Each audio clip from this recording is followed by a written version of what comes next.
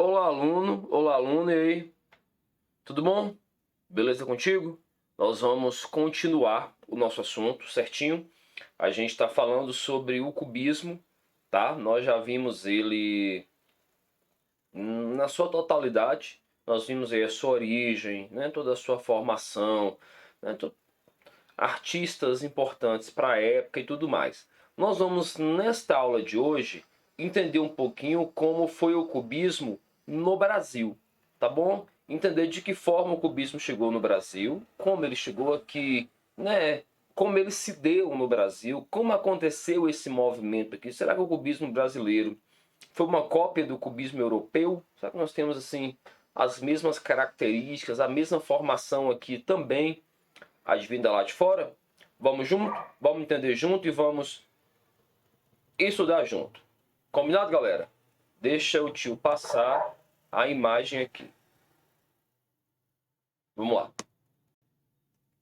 Impossível falar sobre o cubismo no Brasil sem relacionar essa corrente com a Semana de Arte Moderna de 1922. Professor, para um pouco e me explica, eu não vi ainda, o que é a Semana de Arte Moderna de 1922. Vocês verão esse assunto com mais propriedade no nono ano, tá bom? Mas só para a gente possa entender um pouquinho essa questão dessa Semana de Arte Moderna de 22, é justamente quando é estreado no Brasil o modernismo. Não, pessoal, o senhor errou. Nós estamos falando do cubismo, não é modernismo. É justamente o modernismo, tá bom? Em 1922, nós iniciamos o modernismo brasileiro. O modernismo brasileiro é um movimento completamente inspirado, tá, em um movimento europeu, modernismo europeu. Eles tinham a proposta de uma arte nova, moderna, que rompia com todo e qualquer padrão tradicional dentro da arte, e dentro do Brasil, o modernismo brasileiro tinha a proposta de trazer uma arte brasileira, uma arte nossa, uma arte com os nossos temperos, uma arte com a nossa cara em si. Então, professor, o cubismo, ele está relacionado a esse modernismo aí? Está. Tá bom? Nós vamos entender agora. Entre os artistas brasileiros mais conhecidos que utilizaram o cubismo em suas peças, nós temos Tarsila do Amaral, Emiliano de Cavalcante e Nita Malfatti. E ganham posição de destaque, no entanto, mas não existem no país artistas que apresentaram obras com características exclusivas do cubismo. Para vocês entenderem, por exemplo, Nita Malfatti, Emiliano de Cavalcante, Tarsila do Amaral, esse pessoal, eles estiveram na preparação, tá bom? Na preparação, na divulgação e na promoção da Semana de Arte Moderna de 22. Eles divulgaram o modernismo, tá bom? Então, assim, a gente pode perceber aí que os artistas que a gente fala da linhagem do cubismo, eles não são artistas propriamente dita cubistas, tá bom? São artistas modernistas, e dentro do modernismo eles trouxeram a influência cubista dentro da arte moderna. Mas você falar que a gente tem um artista cubista, propriamente cubista, nós não temos, tá bom? São nomes modernistas que adequaram ao modernismo a pegada e a estratégia cubista. No Brasil, a influência do cubismo surge com mais força nas obras literárias. Então nós temos um cubismo brasileiro, propriamente dito, mais forte, mais influente dentro da literatura. Ainda não sabe o que é literatura? Eu te explico. Literatura são os livros, as poesias, os contos, os sonetos, tudo aquilo que era escrito, tudo aquilo que é escrito.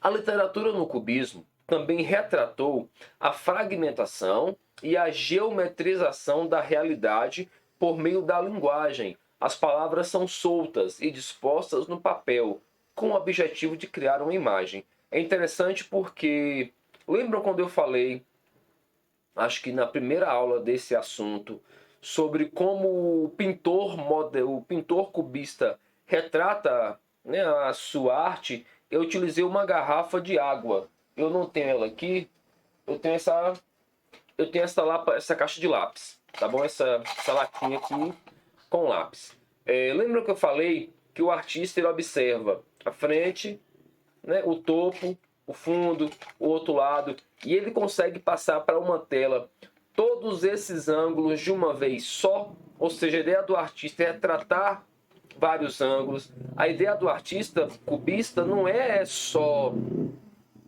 unicamente a moto. Estou gravando em casa, minhas aulas em casa, e aqui moto é uma coisa de Deus. A ideia do artista cubista, acho que os caras. E o interessante é que fica todo mundo em silêncio. Eu não estou gravando aula, tá um sonho. Liguei o computador, começa a gravar, aula, começa a moto para um canto, moto para outro. Eu acho que eles combinam. Fica tudo ali, ó.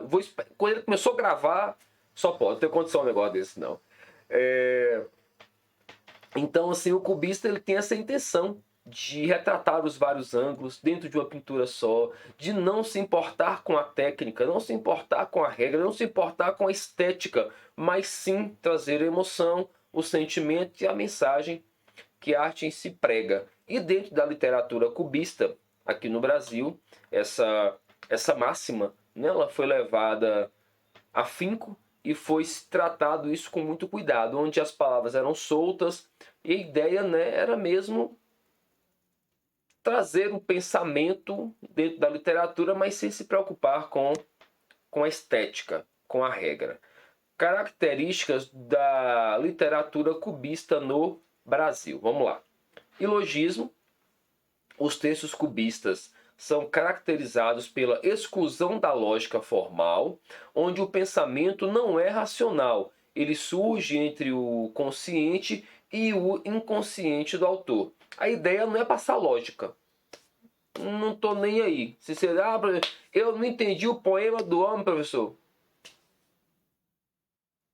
Não, a ideia não é essa. A ideia é justamente trabalhar com o racional e o irracional. É trabalhar com a emoção, né? Com o que o artista pensa naquele momento. Linguagem caótica. Utiliza-se uma linguagem caótica, onde não há uma lógica. As palavras são soltas e dispostas de formas aleatórias. Tempo presente. Ansioso por viver seu tempo, o momento presente, para o escritor cubista, tudo passa a ser tema para a poesia, como por exemplo, paisagens, visões exóticas, viagens e humor. O humor encontra-se presente nos textos cubistas, provocado não só pelas ironias, mas pela própria disposição gráfica das palavras. Então a gente viu aqui um pouquinho das características, né, da literatura cubista, que ela, vocês podem reparar, segue muito, né, a literatura da pintura, a literatura segue muito as características da pintura, né, onde é tudo muito solto, tudo muito vago, não se preocupa com formas, traz todos os ângulos de uma vez só, ou seja, trabalha a emoção, o sentimento, a irracionalidade, né? Não tem a função, a obrigação e nem a necessidade de ser lógico. Não precisa se explicar. É apenas algo que você olhe e veja o sentimento do artista. A literatura cubista somente tomou forma através da poesia, tá? A literatura cubista somente tornou forma através da poesia. A associação entre ilogismo, simultaneidade, algo instantâneo e humor foi explorado na busca e se criar novos pontos de vista e afirmar a necessidade de se manter as coisas em permanente relação. No Brasil, a influência dessa vanguarda surge nas obras de Oswald de Andrade, né? Oswald de Andrade foi um escritor brasileiro e dentro das poesias dele você pode ver o cubismo muito bem enraizado. E quer saber algo muito mais interessante? Oswald de Andrade é um dos criadores da Semana de Arte Moderna de 1922. Nós estamos falando aqui de mais um artista, tá? Porque o cara que escreve também é um artista, a literatura também é uma arte. Nós estamos falando aqui de mais um artista e de um artista, inclusive, idealizador da Semana de Arte Moderna de 22, que traz dentro da sua obra, dentro do seu contexto moderno, né, dentro do seu contexto modernista, traz as suas raízes cubistas, né, e suas características cubistas muito fortes. Ao observarmos o poema de Oswald de Andrade, percebemos as estranhas associações que deslocam, ao mesmo tempo, o olhar para os vários aspectos da realidade. Nós vamos agora ler um poema do nosso querido, amado e amigo Oswald de Andrade e entender um pouquinho como era o poema cubista, né? Como ele se formava. Hípica é o nome do poema. Saltos recordes, cavalos da penha, correm jóqueis de Higienópolis. Correm jóqueis de Higienópolis. Os magnatas, as meninas e a orquestra toca. Chá, na sala de cocktails. É o poema cubista. Não tem necessidade de ser lógico. Tem necessidade de passar, né, aquilo que o artista entende, pensa, né, como ser humano e tudo mais. Às vezes tá um pouquinho de ruim para ler, porque eu já não enxergo bem por conta da luz. E por conta da iluminação aqui, eu tô com um ring light que tá bem na minha cara. Aí, menino, para poder ler só na base, assim, ó, sabe? Professor Xavier dos X-Men, eu tô aqui assim, menino, tô interpretando, pegando, tá? Coisa de Deus. Mas a gente pode perceber nessa leitura, né, desse poema que eu fiz aí, o quanto a poesia cubista ela não tinha necessidade de lógica, né? Saltos recortes, cavalos da penha, correm jóqueis de Higienópolis, os magnatas, as meninas e a orquestra toca chá na sala de cocktails. Cocktails, pronto. Tá? É algo cubista. Oswald de Andrade apresenta em seu poema cubista o ambiente de uma corrida de cavalos na hípica.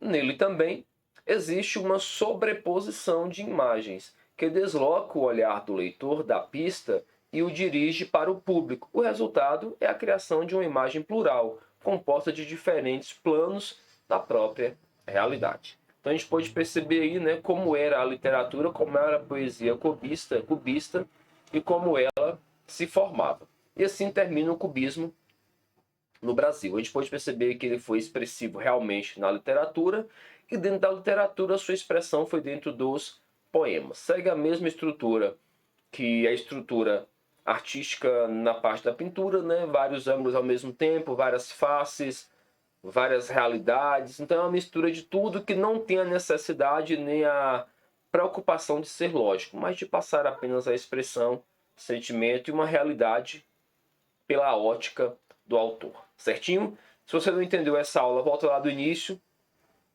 assiste de novo, tá bom? Entenda com propriedade. Se ainda assim sobrar alguma dúvida, restar alguma dúvida dentro dessa sua ilustre mente, mande-me uma mensagem que eu te ajudarei com certeza a tirar a sua dúvida, certinho? Até a próxima aula. Valeu, galera!